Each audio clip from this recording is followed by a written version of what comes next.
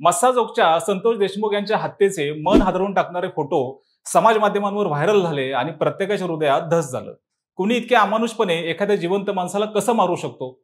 आरोपीच्या त्या मानसिकतेला काय म्हणायचं, असे प्रश्न मनात अजून घर करून असतानाच जालना जिल्ह्यातील भोकरदन तालुक्यात एका धनगर समाजातील तरुणाला बेदम मारहाण करून लालगुंद सळईचे चटके देण्यात आले। कैलास गोविंदा बोराडे, वय वर्ष 37 असं त्या युवकाचं नाव असून सध्या या प्रकाराने मराठवाडा पूर्णपणे हादरून गेलाय। नेमकं काय घडलंय तिथे, याच्या मागे काही नेमकं कारण काय होतं, जाणून घेऊयात या व्हिडिओच्या माध्यमातून। नमस्कार, मी विकी आणि तुम्ही पाहताय विषयच भारी। मंडळी, मागच्या 2 वर्षात जालना जिल्हा हा कायम चर्चेत आहे। जरांगे पाटलांच्या आंदोलनापासून सातत्याने कोणत्या ना कोणत्या घटना तिथे घडतायत। जालन्याच्या भोकरदन तालुक्यातली ही सदर घटना आहे। कैलास बोराडे नावाचा एक धनगर समाजाचा तरुण 26 फेब्रुवारी रोजी रात्री 9:30 वाजताच्या सुमारास कारला जानेफळ या रस्त्यावर महाशिवरात्रीच्या दिवशी वटकेश्वर महादेव मंदिरात दर्शनास गेला होता। तेव्हा तिथे असलेल्या सोनू दौड याने मंदिरात महिला आहेत, तू आज जाऊ नको असे कैलासला सांगितलं। त्यावरून दोघांची बाचाबाची झाली। तेव्हा सोनू दौड याने कैलास बोराडेला मंदिराच्या मागे ओढत मारहाण करत नेलं आणि तिथं प्रसाद बनवत असलेल्या चुलीमध्ये लोखंडी सळी तापून त्याला अमानुषपणे झटके दिले। त्यानंतर ही बेदम मारहाण केली। दरम्यान सदर घटनेची व्हिडिओ व्हायरल झाल्यानंतर आणि ओबीसी नेते तसंच धनगर समाजाच्या नेत्यांनी प्रकरण हे उचलून धरलं। तेव्हा आरोपी सोनू दौड हा फरार झाला होता। आता या घटनेबद्दल पीडित तरुण कैलास बोराडे यांचा संपूर्ण जबाब घेतलेला असून पोलिसांनी पारत पोलीस ठाण्यामध्ये आरोपी सोनू उर्फ भागवत सुदाम दौड आणि त्याचा भाऊ नवनाथ सुदाम दौड या दोघांविरुद्ध गुन्हा दाखल केलेला आहे। तर पोलिसांनी आरोपी सोनू दौड याला अटक केली असून दुसरा आरोपी नवनाथ दौड हा फरार आहे।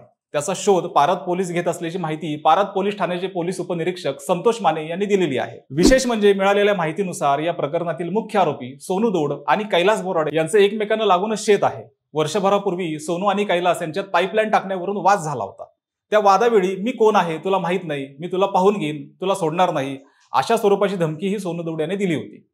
तो राग डोक्यात ठेवून सोनू दौड याने हे कृत्य केल्याचं तक्रारदाराचं म्हणणं आहे। मिळालेल्या माहितीनुसार सोनू दौड याचा भाऊ नवनाथ दौड हा माजी जिल्हा परिषद सदस्य असून शिवसेना उद्धव बाळासाहेब ठाकरे पक्षाचा भोकरदन तालुका अध्यक्ष आहे। पोलिसांनी वैयक्तिक वादातून हे प्रकरण घडल्याचं सांगितलं असलं तरी आता सध्या या संपूर्ण प्रकरणाला एक राजकीय वळण मिळाल्याचं बोललं जातंय। घटनेचा व्हिडिओ आणि फोटो समाज माध्यमांवर व्हायरल झाल्यावर धनगर समाजाचे नेते प्राचार्य लक्ष्मण हाके यांनी अनवा येथे पीडित तरुणाच्या कुटुंबियांची भेट घेतली। तसेच जालना पोलीस अधीक्षकांची भेट घेऊन फरार आरोपी नवनाथ दौड याला तत्काळ अटक करण्याची मागणी देखील केली। माध्यमांशी बोलताना ते म्हणाले की दौड कुटुंबाची गावामध्ये दहशत आहे, तसेच या दौड भावांची पार्श्वभूमी गुन्हेगारी स्वरूपाची आहे। धनगर समाज कमी संख्येत असल्याने त्यांची दहशत आहे। सोन्या दौड याचा भाऊ नवनाथ दौड हा मनोज जरांगे यांच्या जवळचा कार्यकर्ता आहे। या प्रकरणी कारवाई न झाल्यास आम्ही जालना जिल्हाधिकारी कार्यालयावर मोर्चा काढू असं म्हणत त्यांनी प्रकरणाला वाचा फोडली होती। वंचित बहुजन आघाडीचे प्रमुख प्रकाश आंबेडकर यांनी या प्रकरणावरून सत्ताधारी ओबीसी नेत्यांवर हा निशाणा साधलाय। त्यांनी पुढे असं म्हटलंय की जालन्यातील अत्याचाराकडे ओबीसी नेते गांभीर्याने पाहायला तयार नाहीयेत।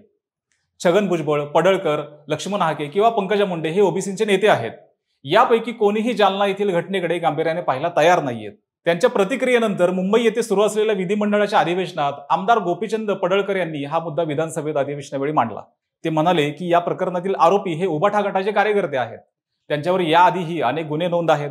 आरोपींवर मकोका अंतर्गत कारवाई करावी अशी मागणी मुख्यमंत्र्यांकडे केलेली आहे। भटक्या विमुक्तांसाठी अॅट्रॉसिटी सारखा संरक्षक कायदा करण्याची विनंती आम्ही करणार आहोत। दुसऱ्या बाजूला राष्ट्रवादी काँग्रेसचे नेते छगन भुजबळ ही या प्रकरणावरून विधानसभेमध्ये आक्रमक झाल्याचं दिसून आलं। ते म्हणाले की तो धनगर माणूस होता, आपण अहिल्याबाई होळकरांना शिवपिंड हातात घेऊन दाखवतो। त्या समाजाच्या व्यक्तीला मंदिरात जाताना अत्यंत अमानुष पद्धतीने मारहाण झालेली आहे। धनगर आहे म्हणून आपण बोलायचं नाही का? कोण करणार या गोष्टीचा निषेध? मला पोलिसांना वा सरकारला दोष द्यायचा नाहीये, पण मला एवढंच म्हणायचं आहे की महाराष्ट्र कुठे चाललेला आहे। त्याच्यानंतर उपमुख्यमंत्री एकनाथ शिंदे यांनी विधान परिषद आणि विधानसभा या दोन्ही सभागृहात या प्रकरणाची माहिती दिली। ते असं म्हणाले, कैलास बोराडे याच्यासोबत घडलेला प्रकार अत्यंत अमानुष आहे। याबाबत मी जालना एसपींशी बोललेलो असून या प्रकरणी मकोका अंतर्गत कारवाई करण्याच्या सूचना दिलेल्या आहेत। तसेच बोराडे यांच्यावर खासगी रुग्णालयात उपचार करण्यात येत असून त्याचा सर्व खर्च शासन करणार आहे। आरोपींना कठोरात कठोर शिक्षा व्हावी यासाठी प्रयत्न सरकार करेल। या सगळ्यात कैलास बोराडेचे कुटुंबीय यांनी देखील माध्यमांशी बोलताना सांगितलं की 2 भावंडांची दहशत ही खूप मोठी आहे। आम्ही सुद्धा दुसऱ्या दिवशी तक्रार केली। आजही आम्हाला भीती आहे की हा नंतर सुद्धा आम्हाला काहीही करू शकतो। यामुळे आम्हाला लवकरात लवकर न्याय हवा। आमची शेती सुद्धा कमी आहे, जे पिकेल ते आम्ही खात असतो, त्यामुळे आम्हाला लवकरात लवकर यात न्याय हवा। यातच आता अशी माहिती समोर आली की कैलास बोराडेचे वडील हे पॅरालाइज्ड आहेत। मात्र कैलास बोराडेचे भाऊ यांनी या घटनेबद्दल तीव्र संताप व्यक्त केला असून मुख्यमंत्री आणि गृहमंत्री देवेंद्र फडणवीस यांनी या प्रकरणी लक्ष घालून दोषींवर कडक कारवाई करण्याची विनंती केलेली आहे. तर लक्ष्मण हाके यांनी आक्रमक होत अशी प्रतिक्रिया दिलेली आहे की सध्या राज्यात कायदा सुव्यवस्थेचा धाक कुणाला राहिलेला नाहीये आणि गृहमंत्री तो धाक निर्माण करण्यात अपयशी ठरतायत. पण मंडळी, महाराष्ट्रातील अशा सर्व घडणाऱ्या घटनांचं नक्की कारण काय असावं असं तुम्हाला वाटतं?